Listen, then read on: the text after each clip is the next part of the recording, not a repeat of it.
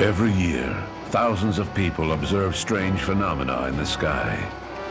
Are they catching a furtive glimpse into another universe, or simply observing natural phenomena? It's the search and the desire to know the truth that determines how the object will be labeled. IFOs for identifiable flying object, or real UFOs. British writer Sir Arthur Conan Doyle's hero, Sherlock Holmes, said, "When you have eliminated the impossible, whatever remains, however improbable, must be the truth."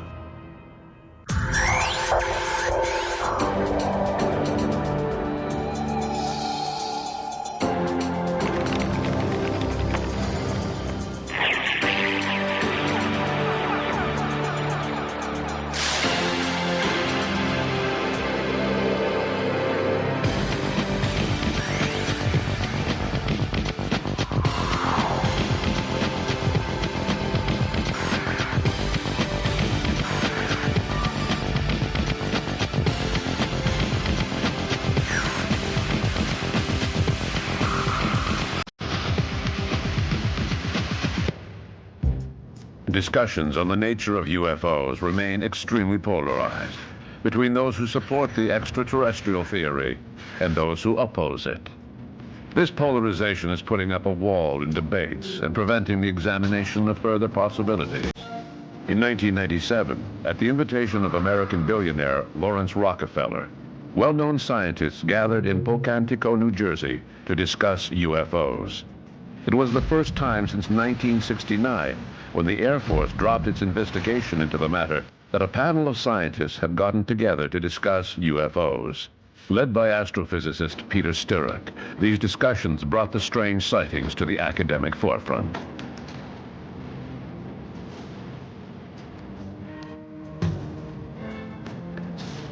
Mark Roediger and John Schuessler were among the scientists invited to the meeting. The purpose of the meeting, it was designed by Peter Sturrock to do at least two things. One was to be a rebuttal, as it were, of the Kosten report. The Kosten report, of course, had come out in the late 1960s, and it had said that UFOs were not worth studying scientifically. And Sturrock had been very critical of that, and he had always hoped that he could get a group of scientists together to look at the phenomena objectively and reach a different conclusion, which he thought would be justified. So that was the first thing. The second was to present some of the latest UFO evidence to a panel of distinguished scientists to get their advice on the subject, to see how they would react to UFO evidence that the scientific community normally doesn't ever view. The meeting was held in 1997 to allow the examination of physical evidence presented by people that do research in the UFO field to be examined by people outside the UFO field. And in both cases, these people were scientists receiving the information, presenting it, and then the scientists examining it. And they were selected based on people that could present the actual physical evidence, not stories, not wishful thinking, but evidence of things happening, real photographs, real videos, real medical effects, real ground trace effects, and that sort of thing. And in this field, there's quite a bit of that. It isn't often talked about and often discussed, and Dr. Sturrock thought it would be well to be able to expose this to an independent panel of people that had no interest or no knowledge of the subject, and get their opinion on what could be done or what should be done and how important it was.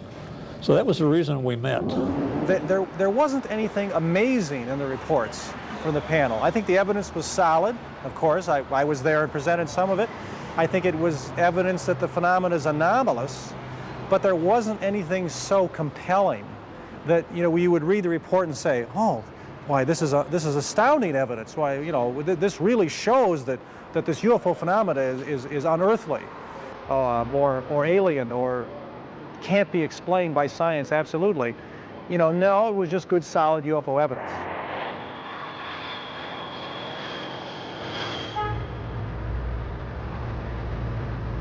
The scientists gathered at Pocantico concluded that the UFO problem was not simple and was certainly not the result of a general or single phenomenon. The report added that each unexplained observation presented the scientific community with an opportunity to make new discoveries through the study of these phenomena.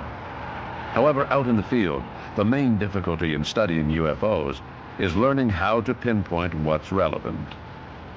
Over the years, UFO circles have become such a melting pot for all phenomena that it takes a lot of serious research to find any significant proof within UFO reports. Between 1991 and 1994, Nick Pope was tasked by the British government to assess the pile of UFO sightings recorded by their Ministry of Defense. He therefore had ample opportunity to appraise the quality of the statements made by witnesses.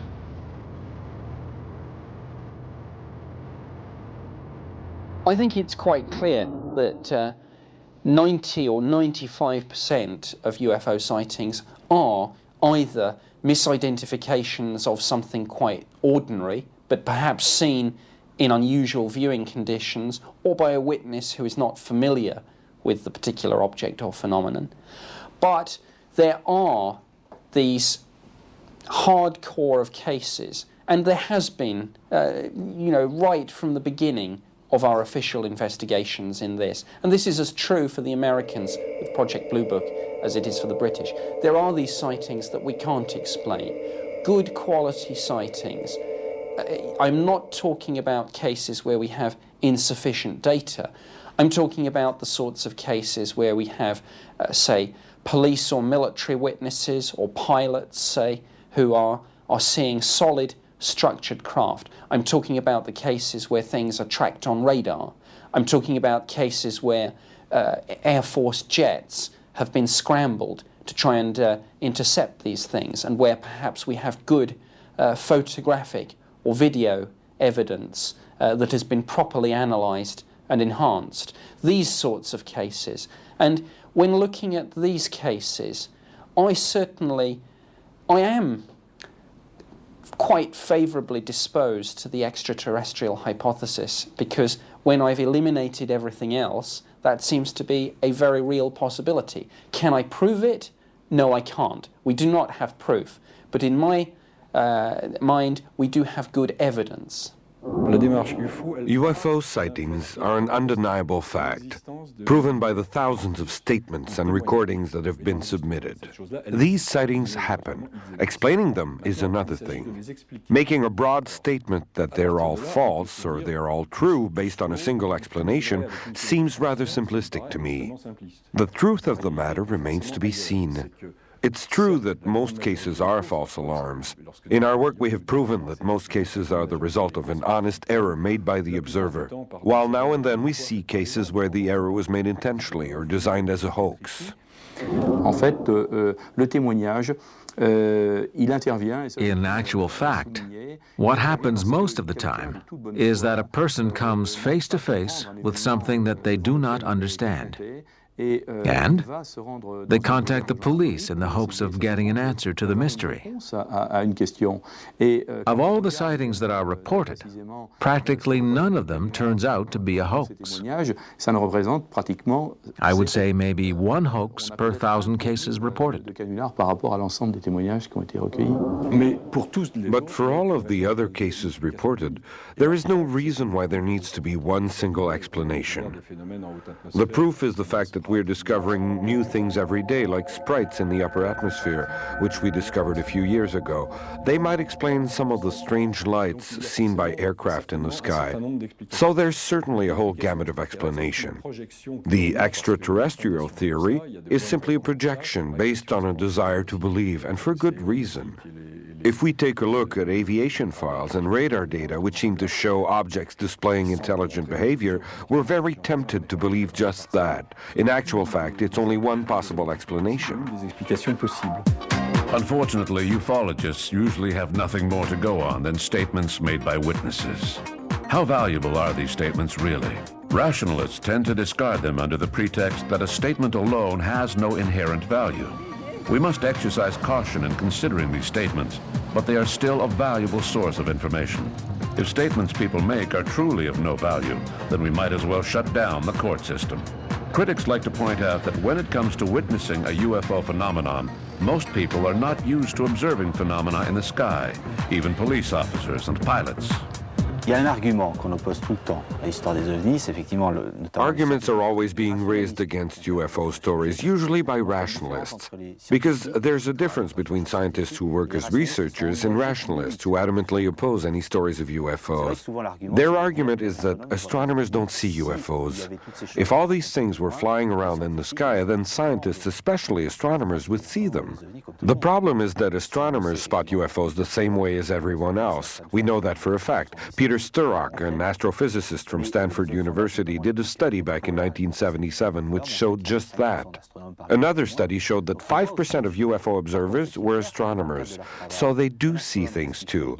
But what does an astronomer actually do? He doesn't look at the whole sky, just like scientists don't look at nature. They look at their instruments. A telescope has a very small field of vision. If an astronomer were to see a UFO, it would only appear in passing like a satellite, a meteorite, or a bird. It would be very rare. They wouldn't have time to focus on the object. It would be gone before they knew it. When they see a meteorite fly by, they don't make anything of it. So astronomers do see strange things in the sky, but not usually while they're working. There's a genuine problem. When UFOs are discussed, some people say that they don't exist. The problem is not whether UFOs exist or not. The problem is that tons of arguments seem to be based on the idea that scientists observe nature, so they should be seeing UFOs. Scientists do not observe nature. They produce facts under laboratory conditions, very specific artificial conditions that do not correspond to the image of science portrayed in popular science magazines. Most UFO sightings have a perfectly rational explanation.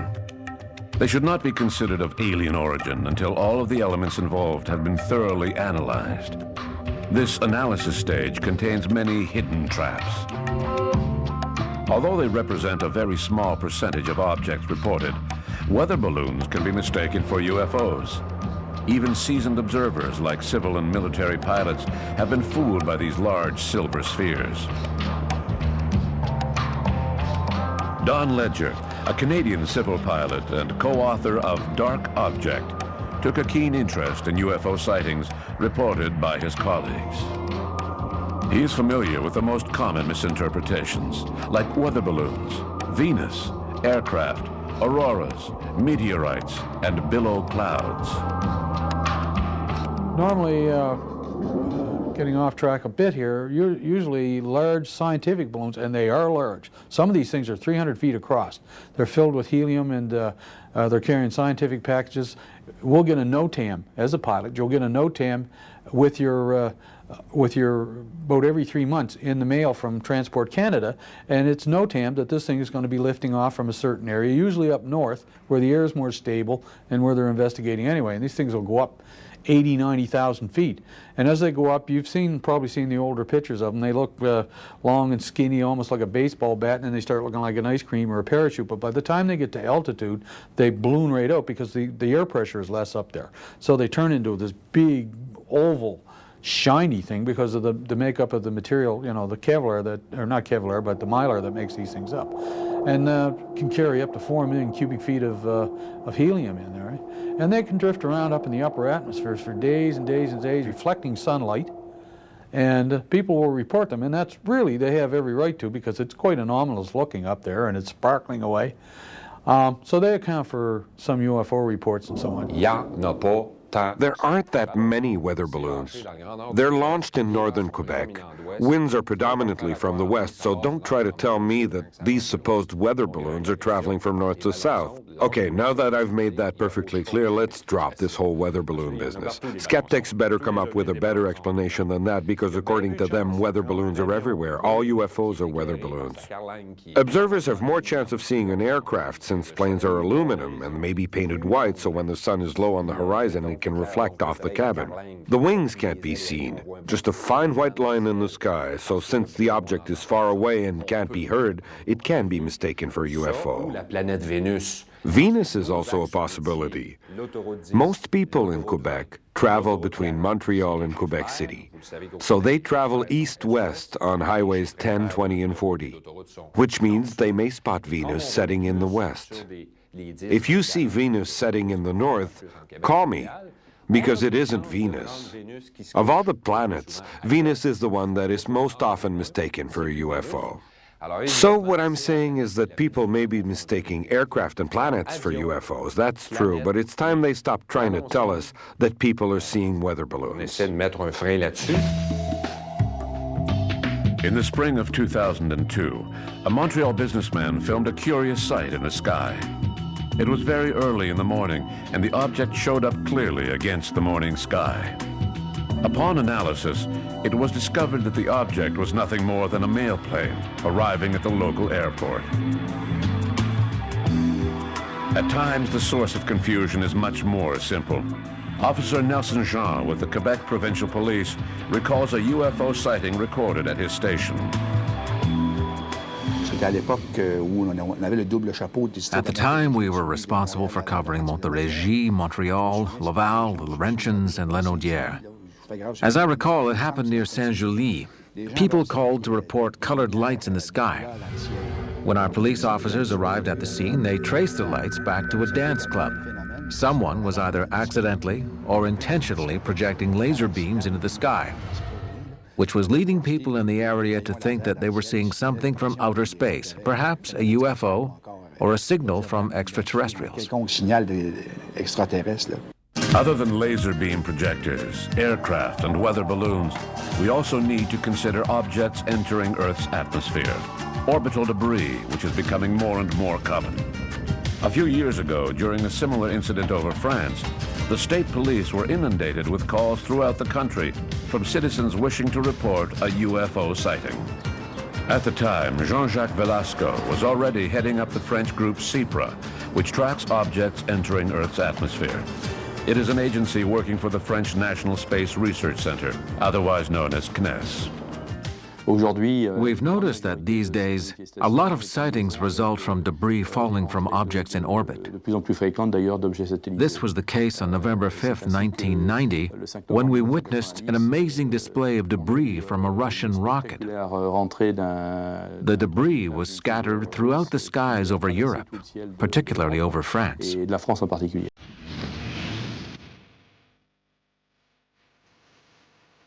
Films and photographs can be useful tools to ufologists as they try to make heads or tails out of a UFO sighting.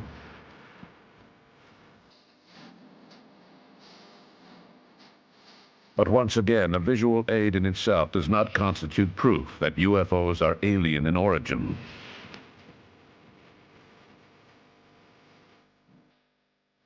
This is true even more so now that new computer technologies allow amateurs to fake photos that look as professional as anything produced in Hollywood.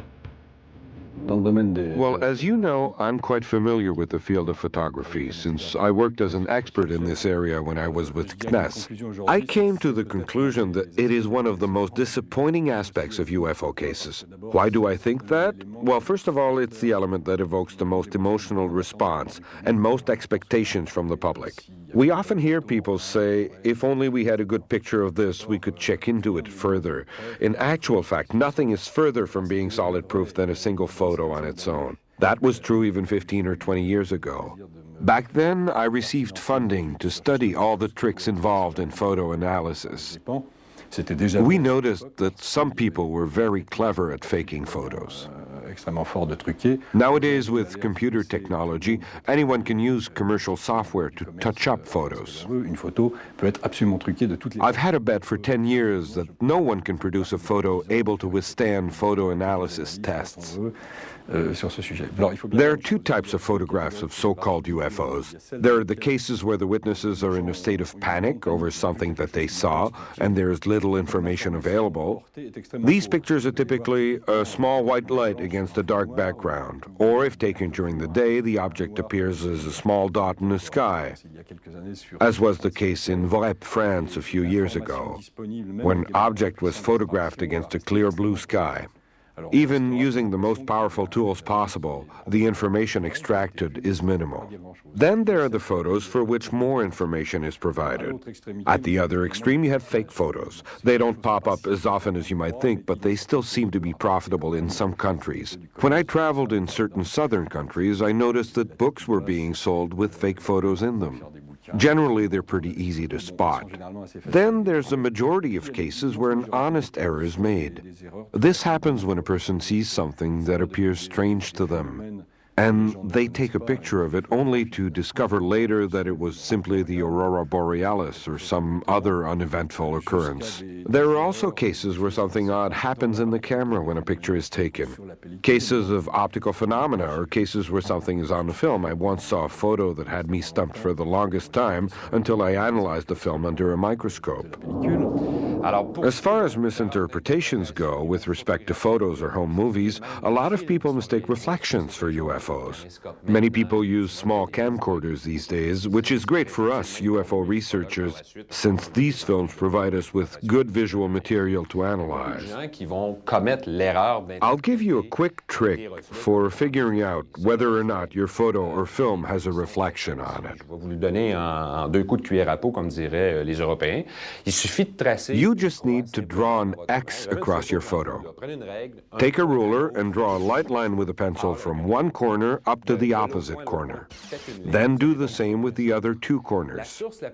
This will give you the center of your picture. If the brightest object in your photo is a reflection, then it will cross the center and keep on going an equal distance in the opposite direction. The reflection can't be anywhere else. The angle of reflection is equal to the angle of incidence. This is a basic law of physics.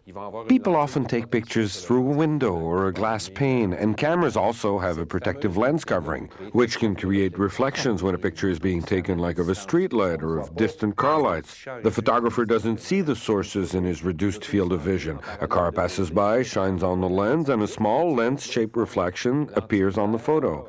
Before you call the press to say that you've just photographed a flying saucer, you should double-check to make sure that there are no reflections in your picture. Only then should you consider that perhaps there really was an object in the sky. If there was an object, then it's time for what I refer to as the investigative process, noting the color of the object and calculating distances and so forth to determine the size and possibly the weight of the object.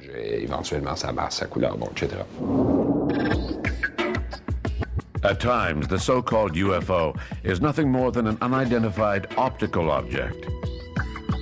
In the early 1990s, there were several sightings of discs with scalloped edges, vaguely reminiscent of the symbol used by the comic book hero Batman. According to the reports, these bat-shaped discs first began to appear over Belgium, before spreading to Spain and then the United States. Unfortunately for mystery lovers, there was nothing exciting behind these UFOs. The image was nothing more than a bright object, such as the moon or a streetlight, filmed out of focus, due to the focus ring on camcorders that had just come out on the market at the time. Speaking of images, Earth is now constantly monitored by a network of satellites. Each day, these spies in the sky take dozens of pictures of the Earth. Why aren't there any satellite images of UFOs?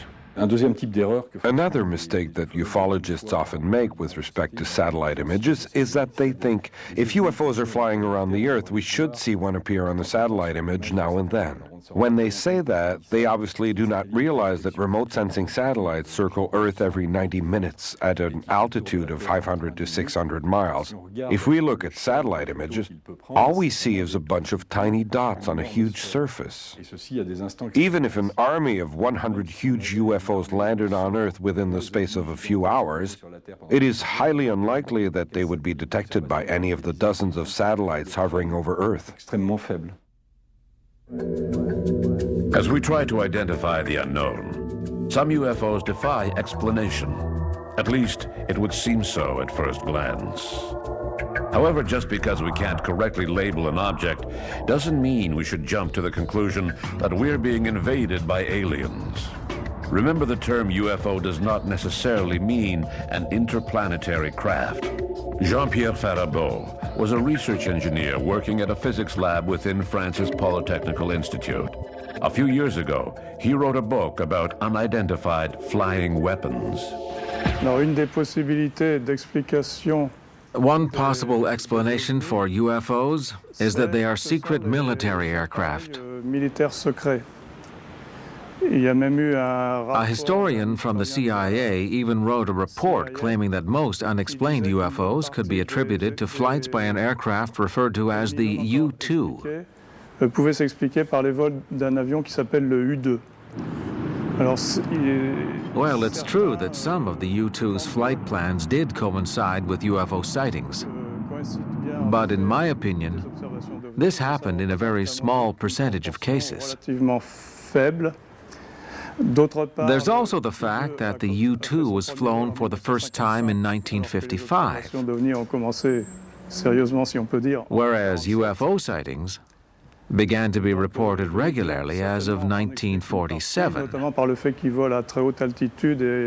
So the U-2 could certainly be used to explain some of the sightings, especially since it flies at a very high altitude. And it has what you might call a halo effect. Although it is shaped like a glider, glare from the sun's rays may cause it to look circular instead. The fact remains that it appeared in the sky too late to explain the first 8 years of UFO sightings. And there's still the fact that only a few of the U-2's flights correspond to UFO sightings. There were other aircraft built after the U-2 that could have been mistaken for UFOs due to their speed and high flying altitude. They were called Blackbirds. 2 different aircraft were built that closely resembled each other: the CIA's A-12 and the Air Force's SR-71. But once again, the A-12 was flown for the first time in 1962, so it could not account for any sightings before that time. Naturally, it could account for some of the sightings reported since then. While engineers at the Lockheed Aviation Corporation were designing the U-2 spy plane, officials in charge of technical development within the U.S. Air Force were already conceiving of an even more ambitious project, named Project Silverbug. Their goal was to build a circular craft capable of vertical liftoff and able to fly at an altitude of 80,000 feet and a speed of Mach 3, or 3 times the speed of sound. Development of Project Silverbug was assigned to engineers at the Canadian firm Avro, which had designed the lightweight Arrow CF-105. The Avro car was an engineering study by the same company that produced the Arrow, the infamous aircraft that was built by the Canadian government and then eventually cancelled. In fact, there is a popular movie about it quite recently starring Dan Aykroyd. At the same time they were producing this jet aircraft, they were producing a circular vehicle that was said to be able to rise up on its own power and fly through the air. A number of other devices like this had been produced, but this was the Canadian government's own attempts. Curiously, midway through the development, it too was cancelled.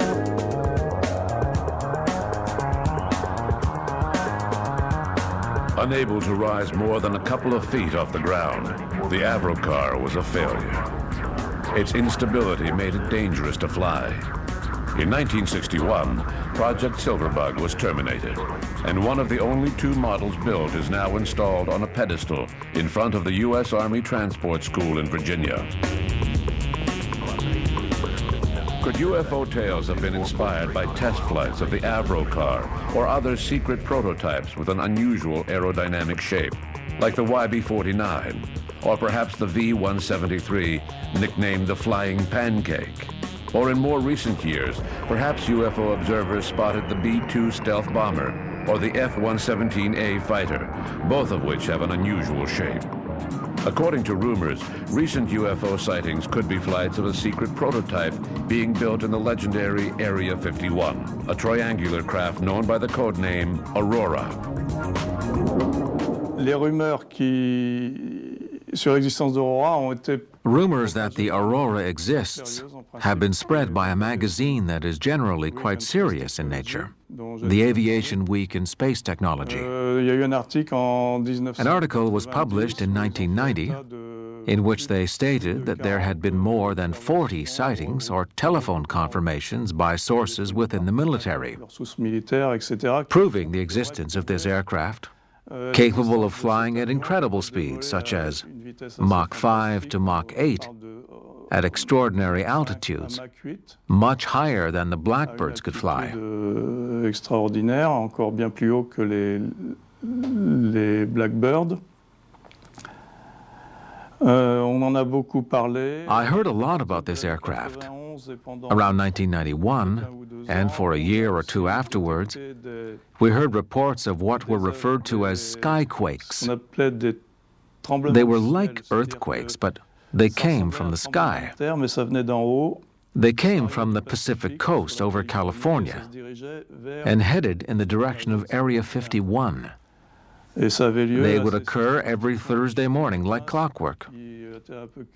This was rather odd behavior for either a natural phenomenon or extraterrestrial beings. We're not sure why Thursday morning was so important to them. So it seemed to be pretty much of an established fact that it existed, and then we never heard anything more about it. The U.S. Department of Defense formally denied that it existed. We're under the impression that there are sightings of man-made crafts that we should normally be able to explain, but they must be secret military craft, and that's why we can't explain them. But even those don't explain all of the sightings.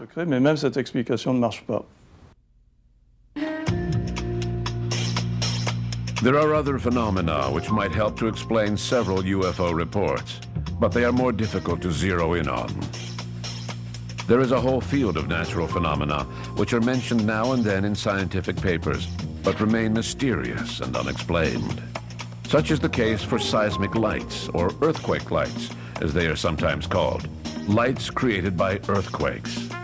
Franz Saint Laurent has taken an interest in this strange phenomenon. A few UFO reports, and I mean just a few, a very low percentage, can be explained by earthquake lights. But I mean real earthquake lights. As far as I'm concerned, to be earthquake lights, they have to occur during an earthquake or immediately before or after it. There also needs to be a link with tectonic strain. Before an earthquake occurs, there may be a period of months or years during which major forces are at work under the Earth's surface at particular locations. And as this stress builds, it can produce what I call tectonic lights, what others refer to as earth lights. Well, actually, the interest in luminous phenomena or UFO reports began with really an empirical approach. We were looking at we meaning Ghislaine Lafreniere and I, were looking at the relationship between unusual phenomena, balls of light, unusual animals, and we tried to find out what could be related to them, and we found that earthquakes tend to occur in the same areas. So, as any science would, we pursued that and found out that, sure enough, luminous phenomena throughout the centuries have preceded increases in earthquake activity. Let me address UFO phenomena, which are the balls of light, the unusual colors of lights that inundate, or I should say inundate one's perceptual field, but they show an oscillation. They often look like they're turning, and basically different temperatures reflect different wavelengths and different colors. Those are physical phenomena generated by the Earth itself. Strain within the Earth, stress within the Earth, before earthquakes generate these balls of light. And we know that's correct because in any given area, there's an increase in luminous phenomena before earthquakes occur.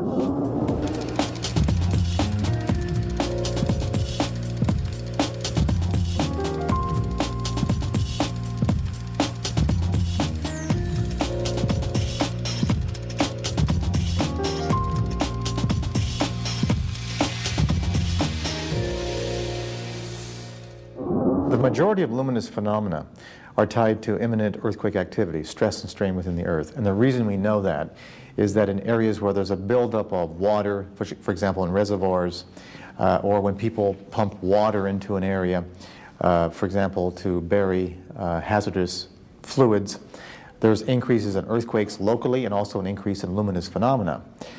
A very small number of luminous phenomena are associated with people having the experience of contact with an alien or contact with some other entity.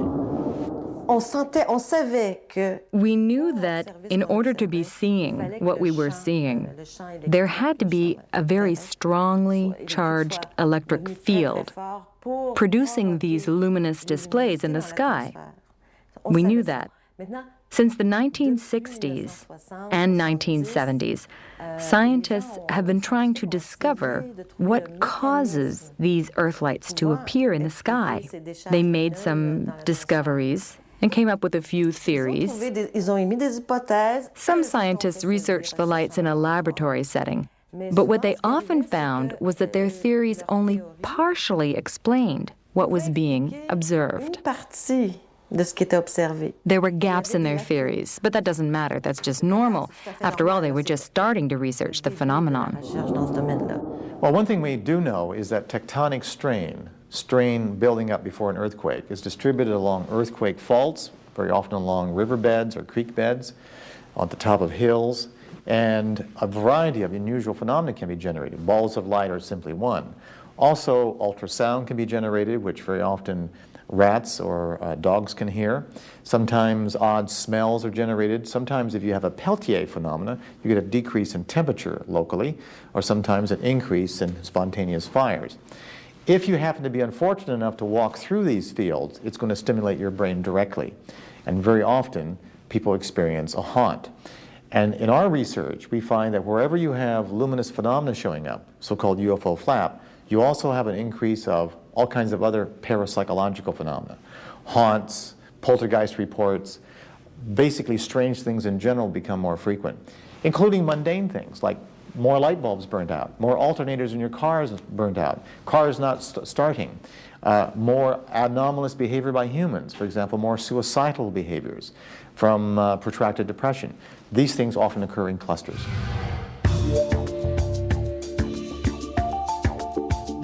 Even though research into Earthlights is still in its early stages, some scientists are beginning to find possible explanations. One of these scientists is Friedemann Freund, professor of physics at San Jose State University in California. Purely by accident, I recently came across a scientist who works at San Jose State University in California. He also works for the NASA Ames Research Center. He proposed a theory and created a model to explain how these lights were being produced. I found his theory interesting because it also explained why earthquake lights sometimes do not occur, since we have observed that they don't occur with every earthquake. What is interesting about his theory is that it is based on a discovery that he made several years ago. Below the Earth's surface, among igneous rocks, which form most of the Earth's crust, can be found something called charge carriers. I won't explain the chemistry behind it since it's pretty complicated. So he discovered these charge carriers, which he called positive hole pairs. When there is not much tectonic strain, these charge carriers lie dormant in the rock. On the other hand, when the tectonic strain builds to the point where an earthquake is about to occur, these charge carriers become quite mobile. In his laboratory, Freund calculated that these charge carriers could move as fast as 1,000 feet per second. That's pretty fast.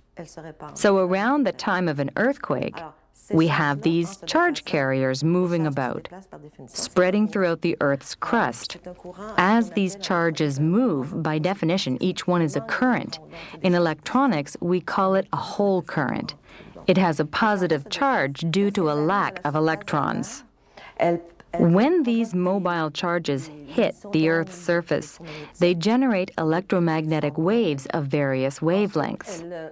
They then create a strong electric field at the Earth's surface.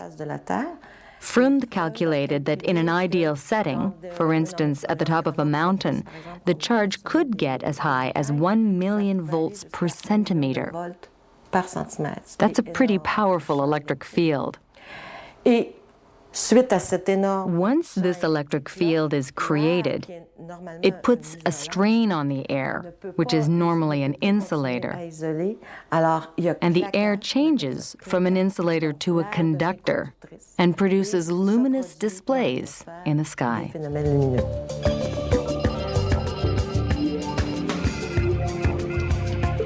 One of the conclusions that scientists arrived at during the Pocantico meetings in 1997 was that UFO sightings do not boil down to one single phenomenon.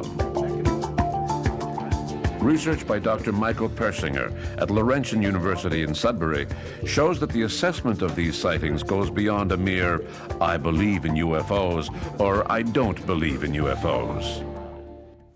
One of the lessons we learn in science is that phenomenon such as UFOs, luminous phenomena, that is an over-inclusive label. Let me give you an example.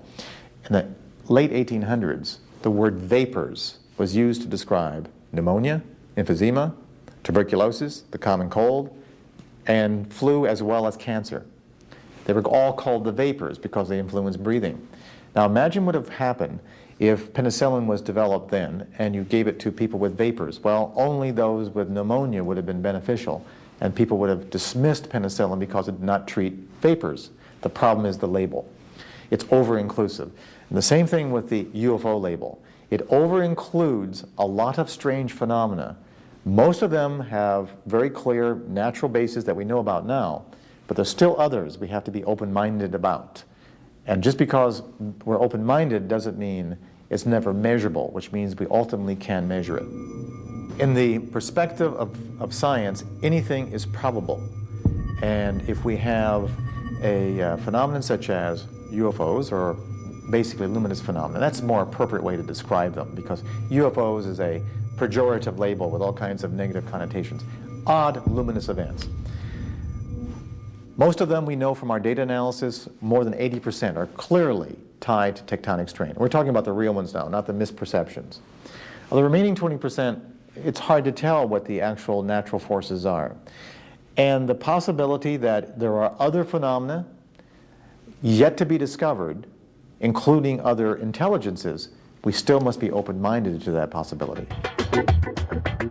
In general, the scientific community is not interested in UFOs. Why?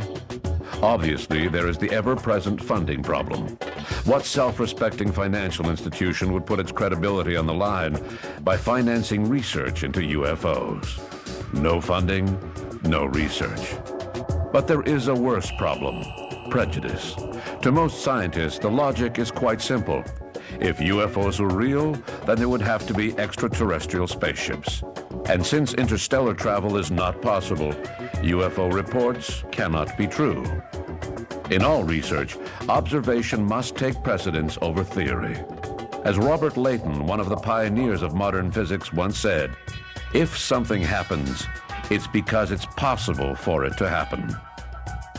But of all the strange cases that defy explanation, how many are really prototypes of secret military aircraft, and how many are really due to natural phenomena as yet unknown? Could the other cases really be visitors from outer space? For now, it's impossible to say for sure.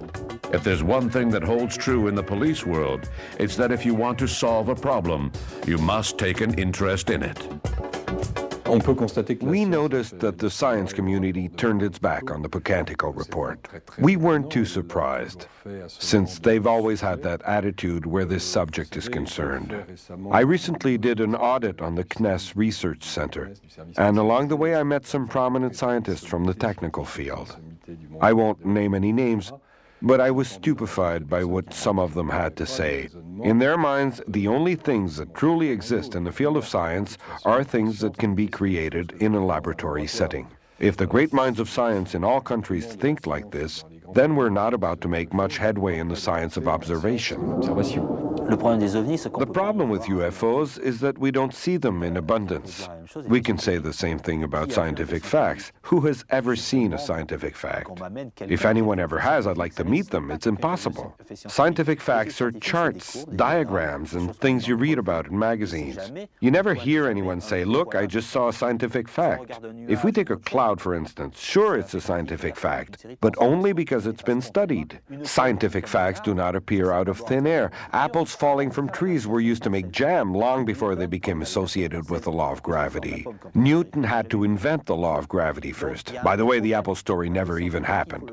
So we have a problem. To become a scientific fact, it must first be placed in the proper context. So the question is, what can we do with these UFO reports to capture the interest of scientists? We need to word the problem differently. Just because it's worded in terms of UFOs doesn't mean that the problem should be discarded completely with the claim that UFOs don't exist. That's simply not reasonable.